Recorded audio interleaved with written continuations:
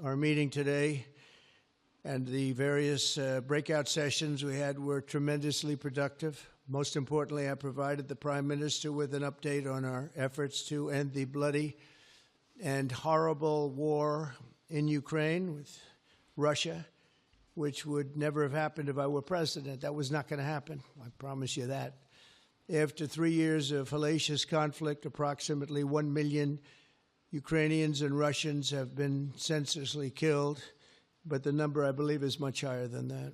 Countless schools, hospitals, towns, and beautiful ancient churches have been absolutely obliterated. To begin the process of ending this spiral of death, I had historic back-to-back calls with President Putin, very successful calls, I might add, and President Zelensky. And my team also spoke with the Secretary General of NATO on numerous occasions, and we're working very hard to get that war brought to an end. I think we've made a lot of progress, and I think it's moving along pretty rapidly. And I want to thank all of the people that are here that have been working on it.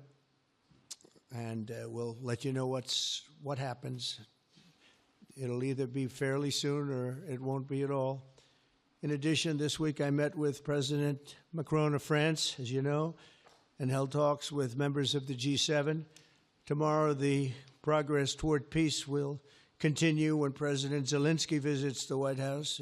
He'll be here tomorrow in the early part of the day, and we'll be signing a historic agreement that will make the United States a major partner in developing Ukraine's minerals and rare earths and oil and gases, and we have a great understanding. I think it's going to be great for Ukraine. We're going to be at the site, and we'll be digging. We'll be digging. Dig we must. A big utility in New York con us, and they used to have a sign, dig we must, and we will be digging.